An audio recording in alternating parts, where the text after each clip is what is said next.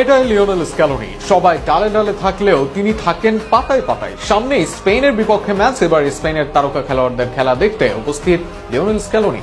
Lamine পেদ্রিদের খেলা দেখলেন এবার মাঠে বসেই।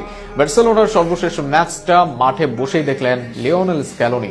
সেখানেই তাদের নিয়ে আলাদা পরিকল্পনা করছেন এই কোচ। সব মিলিয়ে লিওনেল স্ক্যালোনির বার্সেলোনায় ম্যাচ দেখা ও স্পেনের তারকা খেলোয়াড়দের নিয়ে পরিকল্পনা ঘিরে থাকছে প্রতিদিন।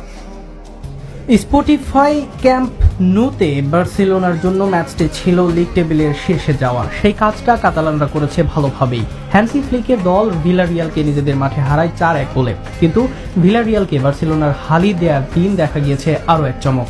ডাগআউটে ছিলেন একজন যার সাথে কোনো সম্পর্ক নেই এই ম্যাচের। তিনি আর্জেন্টাইন কোচ লিওনেল স্ক্যালোনি। বার্সেলোনার খেলা দেখতে আর্জেন্টিনা থেকে শুধু স্পেন চলে এলেন এই বিশ্বকাপ জয়ী কোচ। সেখানে ক্যামেরায় ধরা পড়েন এই সুনামমণ্ডিত কোচ।